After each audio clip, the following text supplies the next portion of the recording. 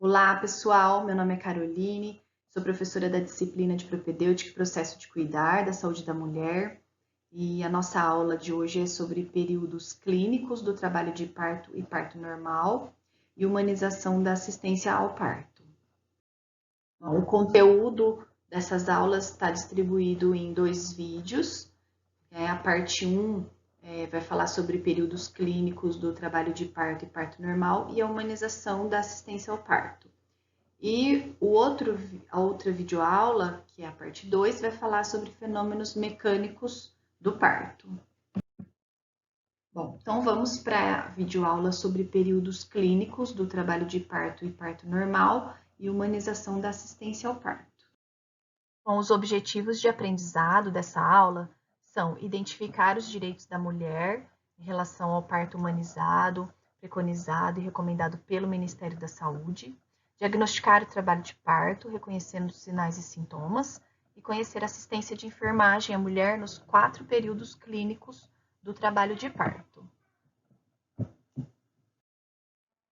Bom, vou falar um pouquinho sobre a humanização do parto.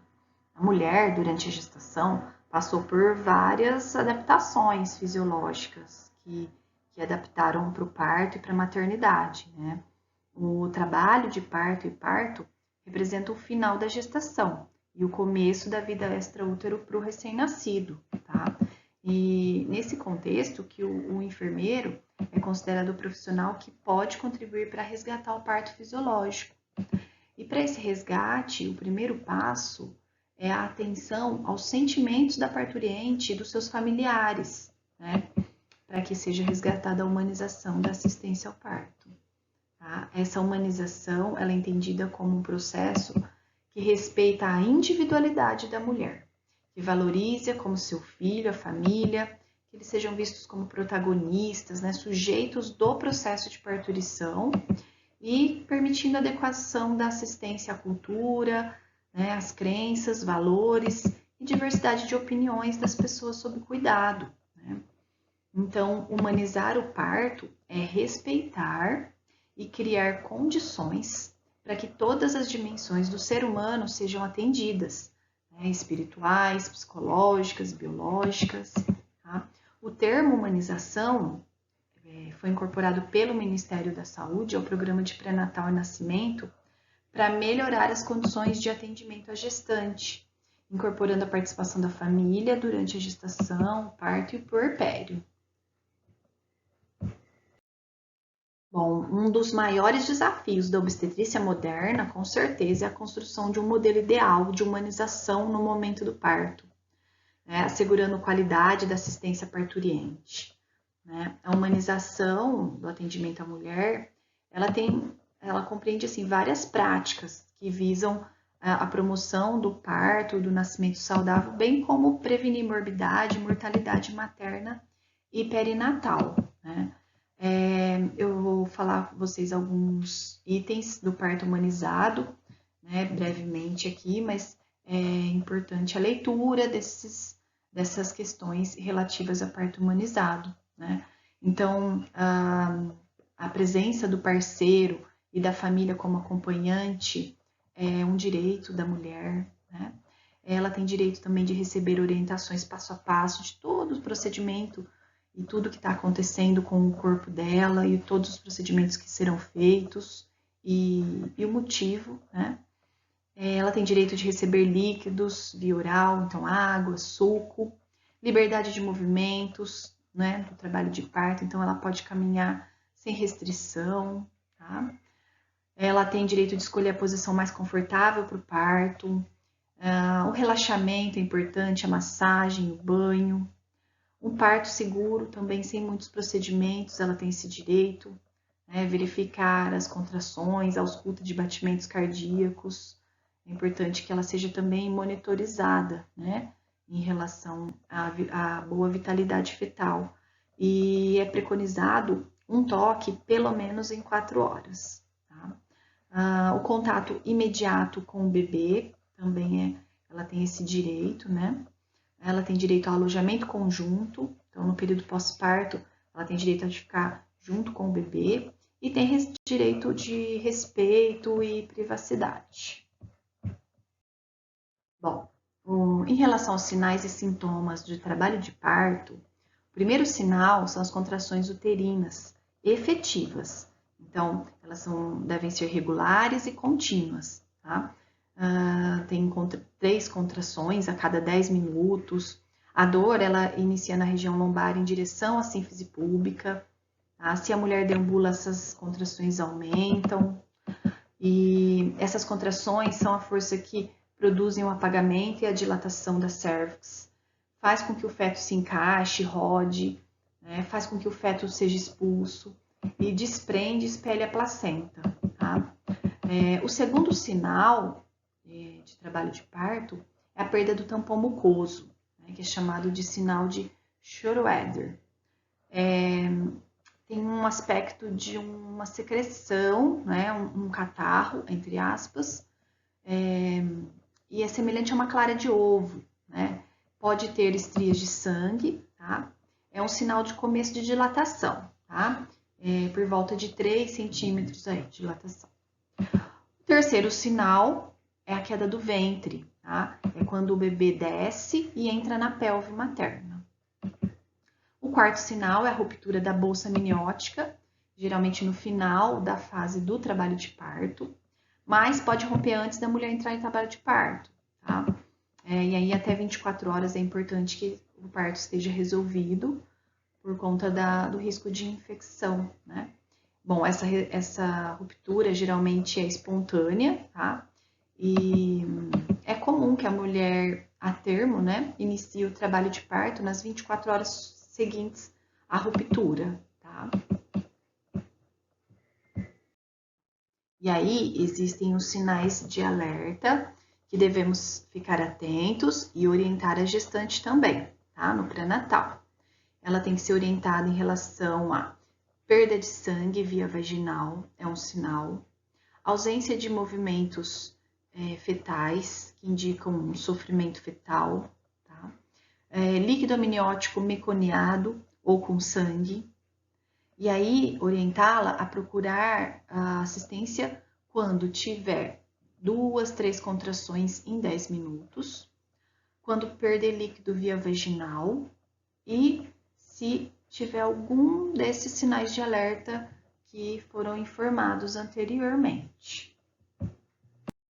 Algumas variáveis são importantes no processo do parto, né?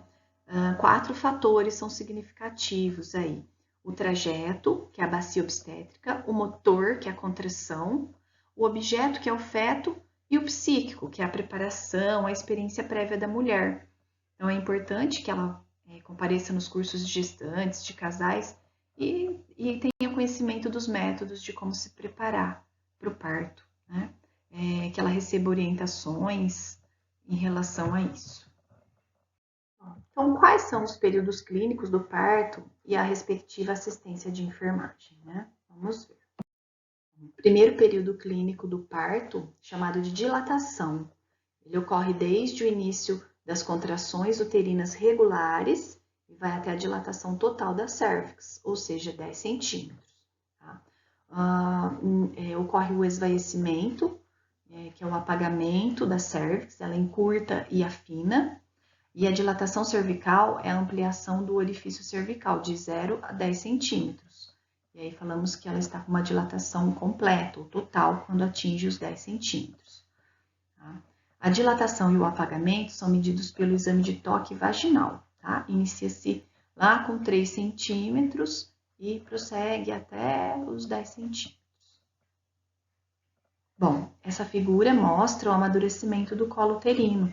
Como vocês podem ver, o colo fechado, ele tem essa característica aqui. Tá? O colo apagado já não tem, olha.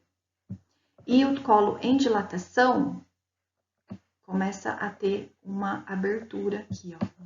Uma pequena abertura, uma pequena dilatação nesse sentido aqui, tá?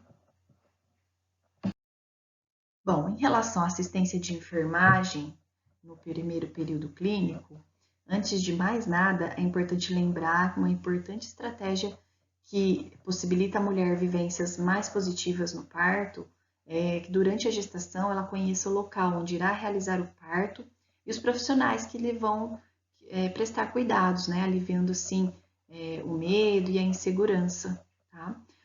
Outros cuidados importantes são os controles clínicos e obstétricos, então, anamnese, exame físico, avaliação da dinâmica uterina, o batimento cardíaco fetal, toque vaginal e a avaliação da bolsa amniótica, a questão da alimentação leve, hidratação, encorajar a movimentação, a posição confortável de acordo com as preferências dela, e é importante a deambulação, né? E uma posição interessante nessa fase é o decúbito lateral esquerdo, né, para favorecer a oxigenação da mulher e do bebê, né? É importante orientação e suporte emocional, com técnicas de relaxamento, banho, oferecer também outros métodos de alívio da dor, se tiver. O acompanhante também é importante para dar apoio, higiene, conforto, estimular que ela urine, evacue. Enema não é utilizado de rotina, não deve ser. A tricotomia também não. E a amniotomia precoce também não realizada de rotina, tá? E não esquecer do registro de enfermagem aí corretamente. Bom, essa figura mostra a dilatação do colo. Então, como vocês podem ver, tem um colo com 3 centímetros de dilatação, aí um colo com 7 centímetros, já dá para visualizar um pouco mais a cabeça do bebê, e um colo com 10 centímetros, em que a gente visualiza bem mais ali, né? Bom, esse período de dilatação, ele também é dividido em 3 fases. A fase latente, ativa e a fase de aceleração ou transição. Então, a fase latente é a parte inicial e lenta, começando pelo estabelecimento de contrações regulares e prolongando-se até a cérvix dilatar 4 centímetros. Tá? Durante essa fase, as contrações se estabilizam e são geralmente de fraca intensidade e curta duração. Ocorrem a cada 10, 15 minutos, dura aproximadamente 15 a 20 segundos, tá? E nas primíparas duram em média 6 a 8 horas e 3 a 5 horas nas multíparas, tá? A mulher nessa fase não precisa necessariamente estar hospitalizada. Na fase ativa do trabalho de parto, as contrações aumentam gradativamente em intensidade, frequência e duração, resultando na dilatação cervical de 4 para 8 centímetros. O colo dilata aproximadamente 1 a 1,5 cm por hora, tá? E prossegue a descida do feto. A duração dessas contrações aumenta de 30 para 45 segundos, ocorrendo 6 episódios em 10 minutos, tá? O trabalho de parto estabelecido, então, ele corresponde às contrações uterinas regulares e à dilatação cervical progressiva a partir de 4 centímetros. Tá? A duração dessa fase nas primíparas é em média de 8 horas e nas multíparas de 5 horas. Tá? Normalmente nessa fase que as parturientes procuram os serviços de saúde, né? E aí é necessária a sua internação, até para dar seguimento nas próximas fases do trabalho de parto e parto. Bom, essa imagem mostra a massagem sendo realizada pelo acompanhante e a participação também aí ativa do profissional enfermeiro, dando apoio para a mulher nesse momento de preparação do parto. Essas são as posições que favorecem o parto, né, para que a gente possa orientar a mulher. Bom, o partograma é uma representação gráfica da progressão do trabalho de parto e das condições da mãe e do feto, né, e deve ser utilizado para registrar o progresso do parto. Bom, a fase de aceleração, ou também chamada de transição, ela corresponde à última parte do primeiro período clínico do parto, tá? É onde a mulher precisa de muito apoio, né? A dilatação cervical continua num ritmo mais lento, então de 8 para 10 centímetros. As contrações ficam mais frequentes, mais longas, variam de 45 a 90 segundos e ficam mais intensas também. A apresentação fetal desce mais no canal vaginal da mulher, fazendo pressão na região do reto, que pode estimular uma resposta de necessidade de empurrar, que são os chamados puxos. O segundo período clínico do parto é o expulsivo. Tem início com a completa dilatação do colo e termina com a expulsão do concepto. Nas primíparas dura em média 60 minutos e nas multíparas 20 minutos, dependendo de fatores fetais, maternos, ambientais e psicológicos. Tá?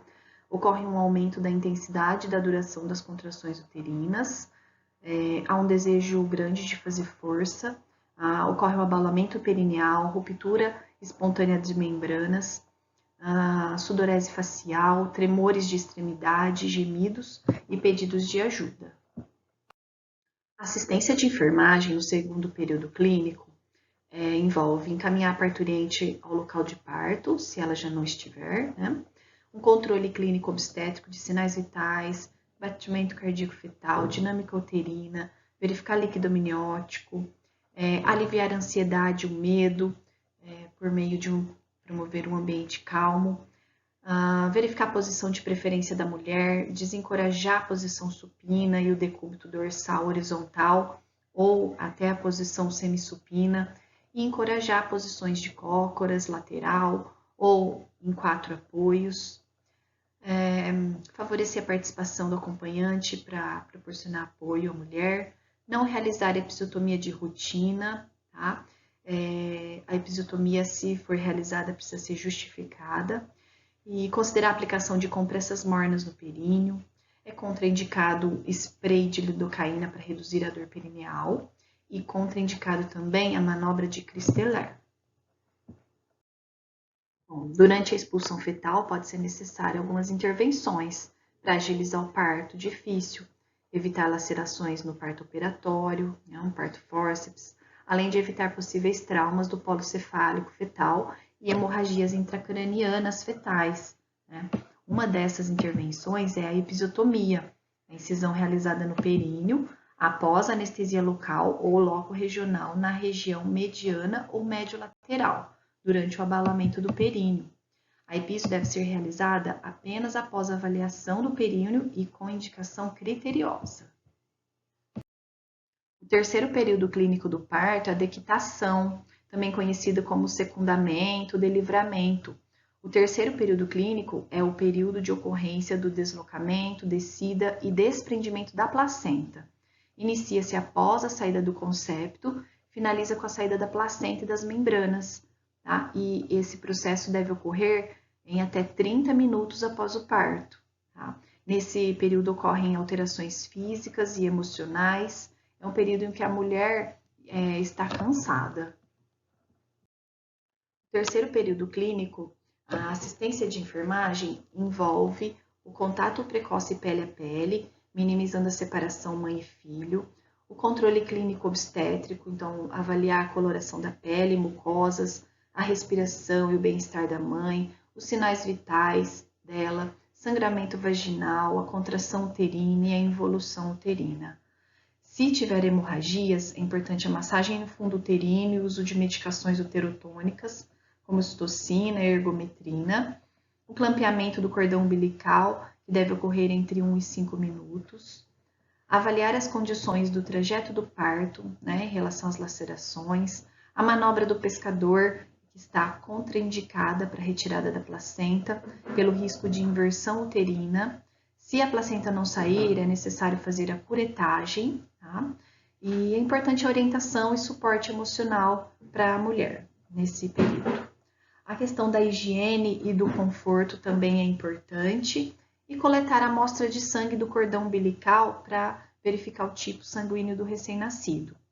Estimular também a amamentação precoce, por conta da estimulação da ocitocina, ajuda na contração uterina também. O quarto período clínico do parto é o período de Greenberg. Ele corresponde à primeira hora após a dequitação e ocorre alterações físicas e emocionais. A mulher perde sangue de 250 a 500 ml. A assistência de enfermagem no quarto período clínico do parto envolve, na primeira hora, observar o sangramento vaginal, trocar frequentemente absorvente, investigar uma possível hemorragia, hematoma, observar edema, episiografia, contração uterina e a formação do globo de segurança de Pinar. Atentar para sinais como sangramento vaginal abundante, útero amolecido e aumentado de tamanho, sudorese, diminuição na pressão arterial e aumento na frequência cardíaca. Verificar os sinais vitais a cada 15 minutos na primeira hora, a cada 30 minutos na segunda hora e de 1 em 1 hora depois. Diagnosticar intercorrências, sempre tomar condutas, proporcionar um ambiente calmo e contato mãe e filho, estimular a amamentação, proceder ao exame da placenta e dos anexos ovulares, a revisão do canal de parto e reparo das lesões e episiografias também deve ser feito. Ao acompanhante, é importante fortalecer o vínculo com o bebê, proporcionar sono e repouso para a mãe, oferecer líquidos e alimentos leves se elas tiverem condições. Essas são referências utilizadas na aula. Muito obrigada e até a próxima!